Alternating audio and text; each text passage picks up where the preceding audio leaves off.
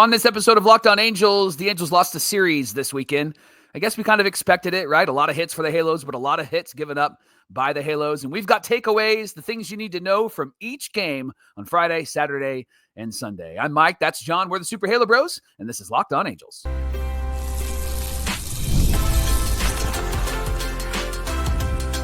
You are Locked On Angels, your daily Los Angeles Angels podcast. Part of the Locked On Podcast Network, your team every day.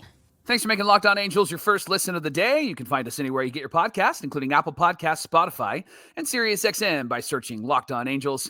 And if you'd like to get back to the Super Halo Bros for all the Super Halo content, here's some things that you can do. Leave us a rate and a review on Apple Podcasts. Hit that thumbs up button and subscribe button if you're here on YouTube. And while you're here, leave a comment. It's one of the best ways to get in touch with John and I and be a part of the conversation. And this episode of Locked On Angels is brought to you by FanDuel. Football season is just around the corner. Visit the FanDuel app or FanDuel.com and plan your future bets now. And before we get started, we want to remind you of the second annual Logan All-Star Bowl. It's Sunday, September 7th from 5 p.m. to 8:30 p.m. And we're going to help raise support for the YMCA of Orange County. You can get your tickets by clicking the link in the episode description. Opportunity to bowl with us and meet Logan O'Hoppy. Make sure you use the promo code Halo Bros when you're grabbing your ticket for a discount. Again, Sunday night, September 7th, starting at 5 p.m., the second annual Logan O'Hoppy All-Star Bowl. We'll see you there. Hey, happy Monday to you, and thanks for being here for this episode of Locked On Angels, where it's your team every day. You've got the Frisch Brothers here with you, a.k.a. the Super Halo Bros. My name is John, and that's my brother Mike. And my name is Mike, and that's my brother John. Hey, we're here talking Angels baseball with you 5 days a week, every Monday through Friday. On today's show, we're giving you our takeaways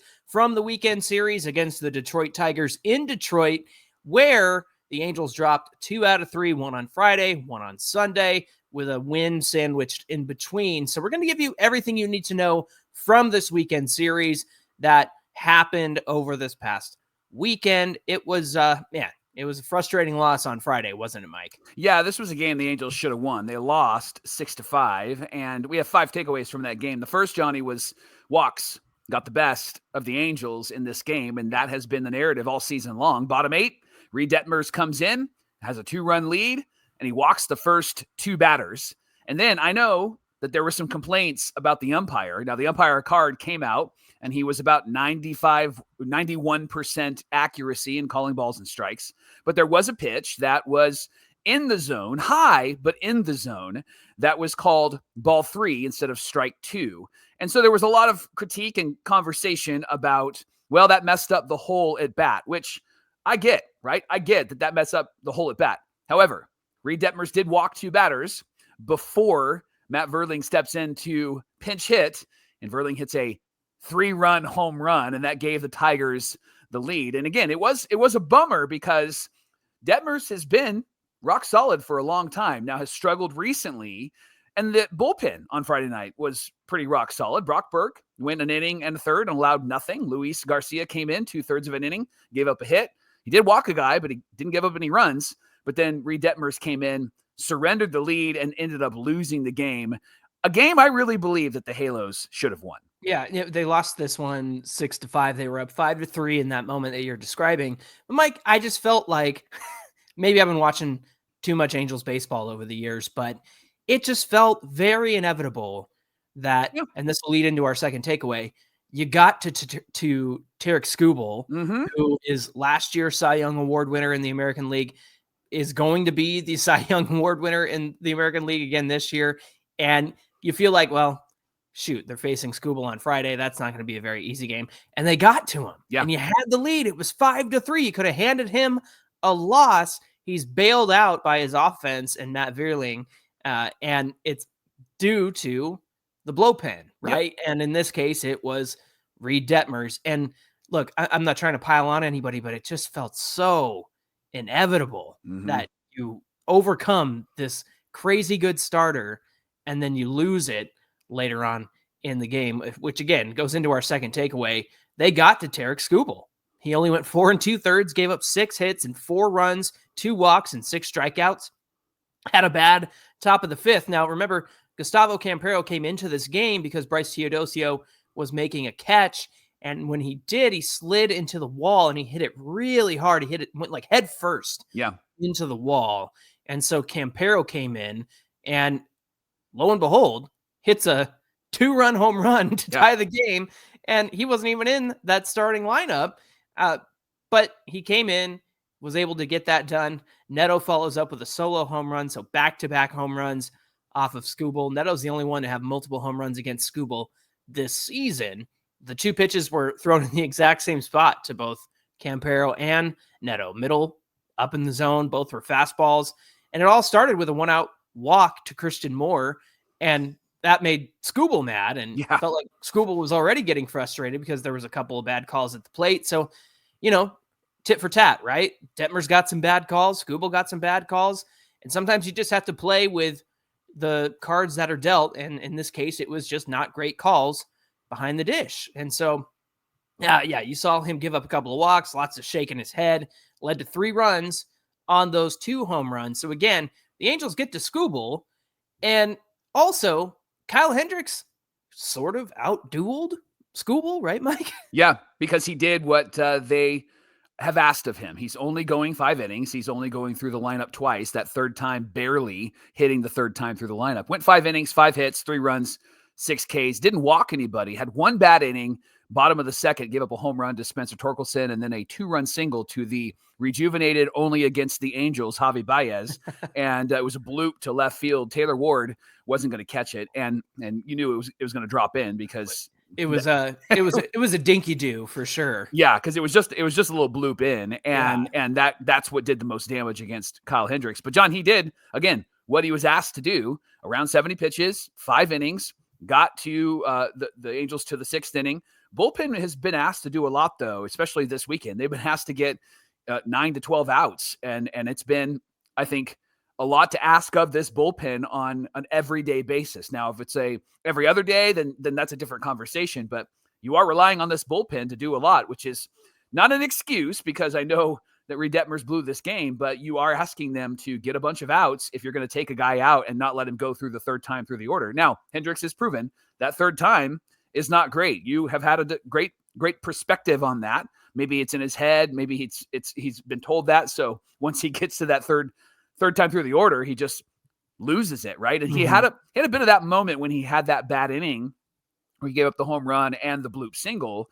It looked like he had lost it, but then he gained it back again and was able to make it through 5. So again, he was able to do what the Angels asked him to do and was in line for a victory until the bottom of the 8th inning. Yeah, that leads to our 4th takeaway.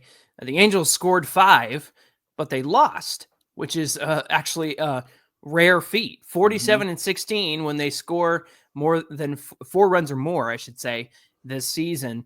They got help from Logan O'Hoppe, had an RBI double in the second, came after Rengifo had an infield single, and there was a wild pitch, so he was able to get the second there. First time Logan O'Hoppe's driven in anyone other than himself since June 22nd. Wow. Then they had a 2-run lead before Detmers lost it in the 8th, and that was because of Joe Adell hitting his 24th home run and has had 3 home runs in the last 4 games at the time of Friday's game. 11 home runs on a first pitch this season. It was initially called a double, but after review, it did hit the back wall, and it bounced off the top of the right center field wall. So there's Joe Adell again, man, and he certainly loves hitting in Detroit, as we all know. And his parents were in town, which is cool. So if you got to see that interview and you saw how big Mr. Adell is, you can imagine the fear that I had last year when he said, "Hey, podcast guy," and wanted to talk to me. Fortunately, he had good things to say, not bad things to say. Is that why you ran? I think you ran. I ran away, and then I said, no, this is a good thing. Oh, maybe this is good news. The 5th takeaway is the Angels had chances to get more runs in this game, but they failed. One example was they got 2 on with less than 2 outs in the top of the 4th. Hey, remember 2 on? With less than 2 outs, they score 36% of the time. We had a great segment on Friday about that for Fan Mail Friday, but they failed here, John. Luis Rengifo flew out to left, and then Taylor Ward gets picked off of second base to end the inning while O'Hoppe is batting. And again, bummer of a game because you knock Skubal out early, but the Halos, they just don't have any killer instinct. That's the thing that I've noticed about this team is they don't have that ability to get a lead and then just a confident, strong mindset to hold that lead. And Reed Detmers kind of affirmed that after the game. He was interviewed and he said, I didn't have my A game. It is what it is. I'll come back tomorrow and keep grinding. Pause. And that's right. That's it. Like period at the end of the sentence. It's all he should have said. But then he adds, it's not the end of the world. So I'm going to come back tomorrow. I'm going to do my thing. That just feels like the mindset and the culture of this team. Yeah. Right. This feels like an April comment. This is not an August comment. Yeah. Am I wrong there? Your sentiment is a lot of what I saw from a lot of fans who responded to that quote. And look, I totally understand where you're coming from. I understand where people were coming from. But here's the thing that I know about Detmers is that every time he's had a moment like this, Mike, he's worn it and held on to it into the next start and into the next appearance and into the next thing. So if anybody needs to turn the page on an area where he failed, like Detmers did on Friday night, I think it's him. And so when I heard this, my thoughts didn't go in the direction that yours and a lot of fans went. It was more like for his own sake and his own mindset. Okay. I get that. Like he needs to turn the page. And so that's what I heard from this, but I feel like you're ready to respond to what I just said. Well, so it's personal and I get what you're saying. I agree with what you're saying. I think this comment just is kind of, it epitomizes the entire team. Yeah. It certainly can rub people the wrong way. I totally understand that. This team feels just casual, right? Yeah. It just feels casual. Like, you know what? Don't wear the collar shirt. You don't need to wear a tie. Right? Casual fan base, casual owner, casual offseason, casual deadline. There's no urgency. There's nothing. I love that in New York they're ready to fire Aaron Boone, and they're like they're pursuing a playoff spot. They're in it, right? They were in the World Series last year, and they're ready to just kill this guy, right? Yeah. And here in Anaheim, we're like, it's a bad game. Yeah. I'm gonna turn the page. Yeah. And I know we're 56 and 62. It's August. We've got 11 losing seasons in a row, not making the playoffs. It's fine. That's the thing. I think that was more frustrating. So I hear you. I think you're right in the sense that it's Reed Detmers and it's what Reed Detmers needs to say and it's how he needs to process. You're absolutely right. However, this is the reflection of the entire team. You're just cash, guys. You're just way too casual. You're putting your feet up. You're wearing flip-flops, right? And not that being casual is bad, but it just feels like this team is just casual. There's no sense of urgency. There's no adrenaline rush. There's no like, we got to go get it, guys. What the hell? Right? Like there's none of that. It's just, I got to throw a better pitch. It's just the same results. Tyler Anderson, same results all the time. And I get it, right? Like it's like, okay, then why am I watching? Why am I rooting for you? Right? It's not the attitude of a playoff team. No. And that's for sure. Like New York, for as much as we despise Yankees and the battles the Angels have had with them over the years, they want to kill Aaron Boone because there's a sense of urgency all the time. Yeah. It's World Series or bust for them, and they will do what it takes to get there. So when you bring in Devin Williams 2 times in a row, when you have David Bednar and you have who's the other reliever they got? I can't remember, but Camilo Duvall from the Giants. Yeah. And you bring in Devin Williams twice and he blows games for you. Yeah. Then you should want to kill Aaron Boone. But at the same time, that's the urgency, Mike. That's a playoff team. And like you said, it feels like the Angels are very casual about everything. Up and down the system, up and down the stadium, up and down the organization. Thanks for making Locked On Angels your first listen of the day. Coming up, we're going to continue to give you our takeaways from the weekend where there was a win and then there was a loss. We'll talk about all of it coming right up. We've been talking about Game Day Hue on this show for the last couple of weeks. They make clean, no logo gear with team-inspired colorways for every pro and college fan base. So John is showing the hat that he has. It's white with a red stripe, and it's great. It's great for those casual moments. This is when you can be casual, right? With Game Day Hue. It's not about big giant logos. It's just smart, versatile style that works on game day or works on the golf course or anywhere in between. The hat pairs perfectly with what you might normally wear. And then John is showing off his golf glove. And that is, again, perfect for his hand, perfect size, but also it's not in your face. It's very casual. It's very clean. It's very It's very good. It looks good. It's subtle. And best of all, I'm going to wear it the rest of the show. That's yes, please do. I would love that. That's what I love about Game Day Hue. It works for if you're going to go to a game or if you're going to go play golf or maybe you're just going to go hang out with some friends. It's very casual. It looks good. It's clean. And Game Day Hue is going to support you in that. They have these great gloves. They have these great hats. They have a lot of really good stuff. You need to check out their stuff at GameDayHue.com. And when you do, check out with our promo code MLB15. You're going to get 15% off your order. Again, GameDayHue, HUE.com. And that code that you use, MLB15, you can stack it on bundles. So now's the time to load up. Let your colors talk because colors speak louder than words. That's GameDayHue.com, promo code MLB15. This is the Locked On Podcast Network, where it's your team every day. Thanks for making Locked On Angels your first listen of the day. Saturday's game was an Angels win, 7-4, and there are 4 takeaways from this one. Let's talk about Yusei Kikuchi, who got the win, but threw a lot of pitches just to get through 5 innings. Now, he finished throwing 102 pitches, gave up 4 runs on 8 hits. He walked 2, and he struck out 7, Mike. He allowed the leadoff hitter to reach in every inning.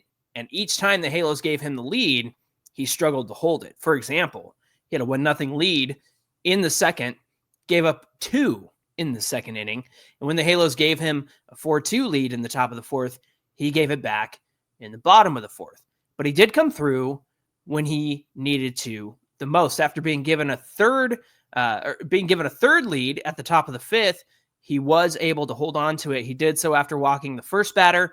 But following that, he induced a double play, got the last batter to fly out. Ray Montgomery said that Kikuchi's start, he said maybe it wasn't his best effort in terms of what he might think, but as far as what we needed, he gave us everything that we needed.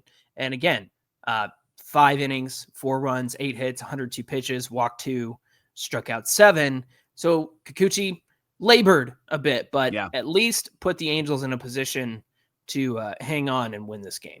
Yeah, this game also, second takeaway, was a tale of 2 approaches at the plate for the Angels. First, really bad approach, and they struggled to hit the ball. They had a stretch, John, where they struck out in 7 straight plate appearances. Yeah.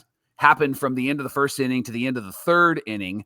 4th straight game at this time that they'd struck out 10 times or more. Then the good stretch was where they put the ball into play. And when they put the ball into play, they're actually a really good team. And it started in the 1st inning. 2nd straight game in the 1st inning where they scored first. Taylor Ward hits a double to left center. Mike Trout was on base. He scored. It was Ward's 26th double of the season at the time. We'll talk about him in just a moment because he did something else in this game. Then they added another run in the top of the 4th. Taylor Ward singled. Moncada was hit by a pitch. And then Joe Adell follows with another home run, a 3-run shot this time. 4 home runs in the last 5 games at this point in the weekend. 9 RBIs in the last 5 games at this point in the weekend. And so, John, what things have changed for Joe? He actually talked about this with Jeff Fletcher. Yeah, he talked about this earlier in the week. I think I brought it up when I talked about what was Joe doing differently, but basically went to the batting cage, spent 30 minutes hitting off the tee. He said, getting back in the box and getting back in my groove and reset helps me get comfortable in the box again. It's always helped my setup and how I feel in the box. He said, my left lift is at a spot where it's kind of more natural now and it's not forced. So talking about, the little bit of a lift he does with his left leg. And so, Joe Adell just continues to have some great success at the plate. Is this the, somebody on Twitter said, I think he removed the bust label from him. And I'm like, yeah, I think if he finishes out the season this way, I mean, considering what he's already done, Mike, like 25 home runs already, he could easily have a 30 home run season by the time things are over. So I'm looking forward to that. Yeah, big improvement over last year. And last year was a breakout year for him, even though he was hurt. 20 home runs, 60 plus RBIs. This year, doing even more. And I think what the bust label gets removed, I think, if he can do maybe a 3rd year of putting up consistent numbers. Although I love that he's had back-to-back years where he's been so much better. And the offense was so much better later in this game. In the top of the fifth, Taylor Ward hits his 27th home run of the year. It gave the Halos the lead for the third time in the game. And again, second straight game where the Halos knocked the starter out early, John. They knocked out a pitcher that Charlie Morton was dominating for a minute, and then they got to him and knocked him out early. And when you do that, you expect to win. They couldn't do it Friday, but they were able to do it on Saturday. Yeah, third takeaway was Rengifo homered, but shouldn't Christian Moore be playing more often? That's a question that we had, and the Angels have said that they are shuffling 3 players in 2 spots. It's Moore, Rengifo, and Moncada. And the reason Moore wasn't playing on Saturday is because, according to Ray Montgomery, Moncada and Rengifo have been swinging it, and we want to give them opportunities. So the question is, why not just let Christian Moore play, considering Moncada and Rengifo are gone after this season? What do you think, Mike? I think he needs to play, and I think he needs to play often. And I get that there's conversations about sending people down. We'll get to Jack Kohanowitz in the final segment and what the Angels did with him. But sending someone down to work on some things is good when your team is like pursuing something. This team isn't pursuing anything. And I think the best place to learn right now is at the major league level. We just have to be gracious if they suck, if they're losing, right? And I want Christian Moore to be developed and to be a great hitter and to grow. I just don't know if sending him back down to AAA will help him do that, unless there's like one specific thing that they want him to work on that they're not noticing at the major league level, which then would cause me to go, why aren't you noticing it at the major league level? Like, why aren't we working on it here? And obviously there's 2 different levels where they work on 2 different things, but I would rather see him get more at bats to end the year than Rengifo and Moncada, because those 2 guys, they're not going to be here next year. They didn't trade them away and their contracts are up. Well, and that's the problem with being in pursuit of, well, we're going to win that 3rd wild card spot. Look where the Tigers were on August 8th, right? And that's the narrative that is out there right now. So, and what about Peraza? Right? Like, as I said, I did that solo show last week, and I said, I bet you can expect to see Peraza at third base behind Soriano and Jack Kohanowitz, the 2 guys that get a lot of ground ball outs. But no Peraza on Sunday.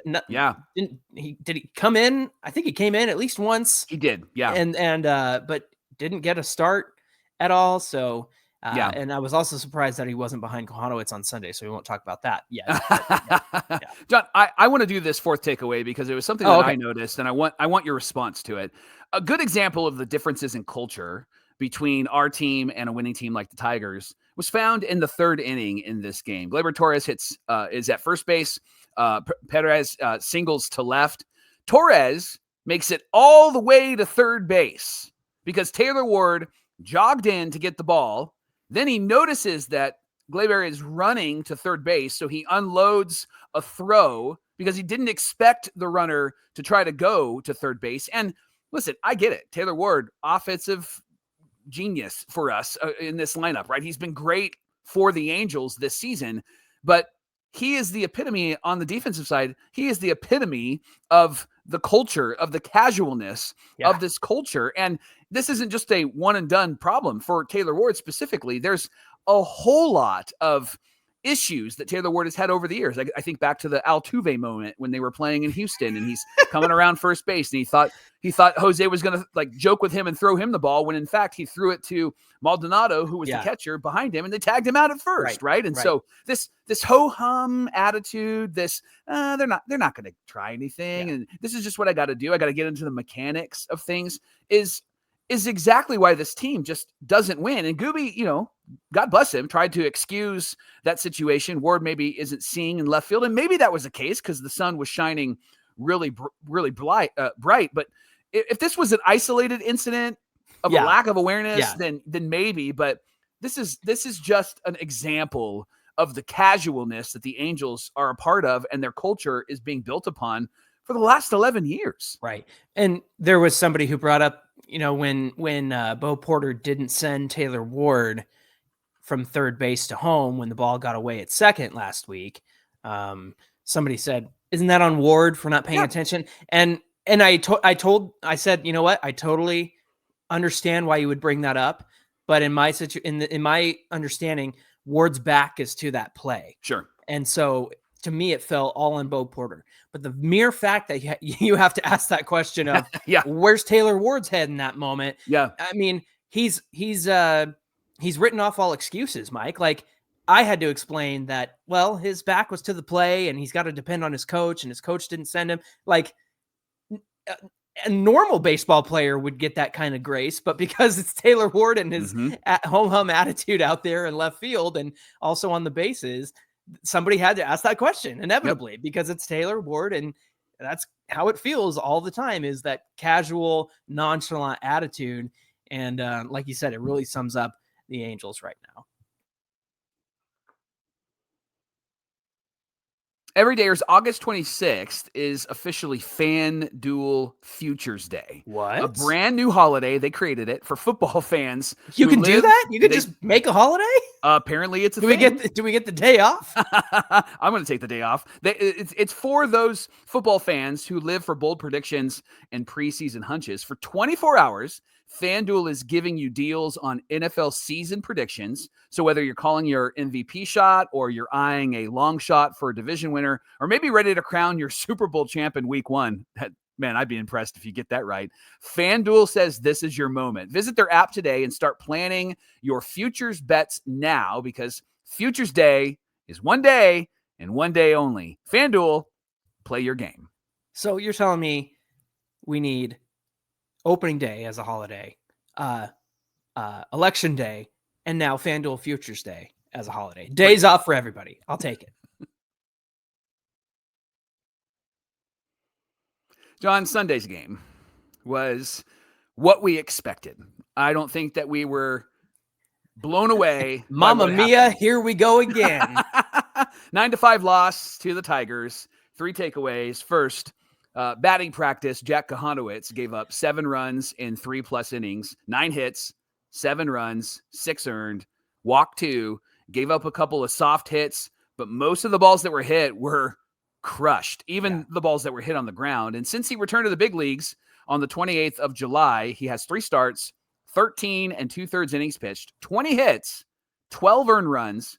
Here's the big number: 10 walks, 6 strikeouts, a 7.90 ERA, 2.19 walks and hits per innings pitched. Man, you feel that stat in every inning, right? Ugly numbers. But again, what has hurt Kahanowitz the most is his walks. And yesterday, each of his walks came around to score. And it was right in the middle of giving up a bunch of hits. Now, he's going to be a pitch to contact guy. But what he's done this year that he didn't do last year is he's given a lot of free passes, so there's extra base runners, right? And what he's doing this year that he didn't do last year is they're just hammering the ball. Yeah. Well, and he's trying to get stuff on the edges. He's trying to get guys to swing and miss. And look, he went down to AAA, had 1 start, Mike. Yep. And in that 1 start, he still walked 5, didn't he? Wasn't it 4 or 5? It was 5. Yeah. The command stuff is still an issue. The location stuff is still an issue. Did you say on this show, I think it was you said it must have been you or me. I don't know. One of us. It was you. Did you say his mechanics look like they're not repeatable? Were you talking about Kahanowitz when you were talking about that? I believe you said that last week. Yeah, I think it was about Kahanowitz. It just felt like the reason why he's struggling with command is because not every pitch, his body doesn't do the same thing every time he delivers the It just ball. seems so fast, doesn't it? Yeah. It seems like it's such a fast windup. Jack McDowell is who he reminds me of a bit. Jack McDowell pitched for the White Sox and some other teams, right? And Dodgers. And he had a really fast leg kick and windup, but it was repeatable. And there's something about Kahanowitz where it's fast, but it seems like he's kind of got legs and arms going everywhere. And maybe that's a part of his issue, which would be a good reason to send him down. Now, the Angels did send him down. They haven't announced it as of this recording. They went, we're going to send Jack Kahanowitz. I mean, that's what it felt like, right? Yeah, your literal 5th starter in the rotation. Yeah, it's kind of a big deal. You might want to say something about that. But yeah, it was on the transaction log. And so people noticed that. And so he was sent down. I say give Medeiros, Victor Medeiros, a freaking shot, because every time they call him up, it's always out of the bullpen. Give this guy a chance to be a starter. He's had success over the last month or so. So give that guy a chance to be a starter. Who cares? And let him grind it out at the major league level. He deserves an opportunity. He's been a top 30 prospect since he got drafted. Let the guy go with it. We know that Caden Dana and Aldegari, they need a little more seasoning. I think Medeiros has been around long enough. It can't be any worse than Jack Kohanowitz, and that's the status of the season. Is it can't be any worse, right? It could be worse. Could be a bullpen game, which I can't say. Let Carson Fulmer start, right? Like guy was great yesterday. I know they sent down Kohanowitz, but it was like flip those guys around in the rotation in the bullpen. Let that guy start. So all that to say, it's a good idea to send him down. And let's just keep him down there this time and let him actually work on some things and figure out what's going on. And whoever I need to get a hold of to tell him that the delivery is different every time, let me know. So second takeaway, Mike, Nola Shonowell hit his 10th home run of the season, had 2 hits and 2 RBIs yesterday. Neto also had 2 hits, and so did Luis Rengifo, and he hit his 7th home run. Is this Rengifo being a second half guy again, or is it something else? What do you say? He's certainly not helping the narrative, right? Right. He's certainly not helping the story of. He was great in the first half last year. He got hurt. Yep. Yeah. And then he got hurt, but then that all went away because he was terrible in the first half, and here he is hitting some bombs in the second half, and so he's not helping the narrative. But here's the thing: the guy's gone as soon as the season's over. And bookmark it. I'm going to say it right now: the Tigers are going to sign him in a heartbeat. Yeah, he feels like he'll fit right in on that team. Switch hitting guy who can get hit for average, and whoever they can hook him up with in terms of like batting coaches, they're going to help him out so much. So right now on August 11th, John declares it. Rengifo will be a Tiger next season. Final takeaway, John, are you disappointed? I mean, with this weekend, with this team, I got to tell you, like this mediocrity and the casualness of this team is frustrating, but I'm not disappointed because this is who they are, right? We knew this. And again, this will be an interesting conversation to have at the end of the year when we zoom out, depending on where they end up. We're going to go, oh, they did improve, right? Win total. They did improve, and the team did improve. So we'll have those conversations, and those will be good conversations, and we'll celebrate where they did improve. The problem is where they're not great. I just don't think that they're going to infuse any more talent and any more resource in those big gaping holes, right? Yeah. Yeah. And look, there's, like you said, this was not the epitome of the Angels, but it's always one element, Mike, that all you need in a game is for something to go wrong for the other team, whether that's the hitting, the starting pitching, or the bullpen. And it felt like all three happened for the Angels in this series. And I know they got a win on Saturday, but it was a close one because of some of the stuff that happened where, the casual attitude and things like that. Like, it's just, there's always one element, starting pitching on Saturday or Sunday, I should say, with Jack Kohanowitz. Friday, it was a bullpen issue. And again, there are going to be blow-ups in baseball from your bullpen. And there's never going to be a good time for your bullpen to blow up or have an inning like Reed Detmers did. But when it comes to the Angels, and you just beat Tarik Skubal, and you have this lead, a 5-3 lead, mind you, that Joe Adell added on to make it, more of a cushion. Yep.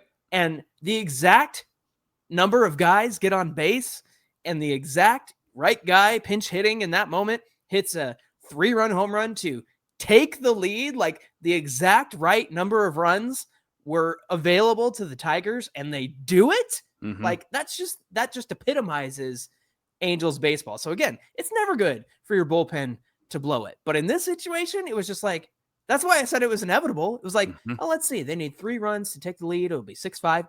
And that's exactly what happened. And so if you have a lottery ticket and you're a fan of this Angels team, like, what's coming, how things are going to play out. And that's the problem with this team. Casual, nonchalant, and just predictable and inevitable. It just felt like, yep, they're going to lose this one. And for the exact right number of people to come up to the plate and get on base and somebody hit a home run, it's just like, yep, there you go. Angels baseball in a nutshell. Thanks for making Locked On Angels your first listen of the day. Make sure you subscribe to Locked On Angels right here on YouTube so you don't miss all of this great Halo content. Plus, you get to see the best postcast in the biz with Gavin Carlson. He's live after every game right here on the Locked On Podcast Network, where it's your team every day. Hey, be sure you give us a follow on Twitter at Locked On Angels and connect with Mike and I on Twitter and Instagram at Super Halo Bros. Mike, what do we have on deck for Tuesday's show? Angels are playing the Dodgers starting tonight, and Dave Roberts said that Shohei will be pitching against the Angels. And when asked, hey, is this going to be emotional for Ohtani? He said, not really. So got me thinking, is it emotional? Like, how do we feel? Let's talk about how we feel, how everydayers feel about Shohei Ohtani and him coming back to Anaheim. We'll talk about that tomorrow on Locked On Angels. All right. Usually I say looking forward to that conversation, but usually I'm just not looking forward to who's going to show up in the comments. That's what I mean to say. All right, friends, we hope you have a great one, and we'll see you back here on Tuesday. Until then, my name is John, and that's my brother Mike. And my name is Mike, and that's my brother John. Thanks for being here with us, and we'll see you back here on Tuesday. If you're not emotional because Shohei's coming back, then you're not a real baseball fan, and you don't really like him, and you need to like. You never liked him. You didn't deserve it.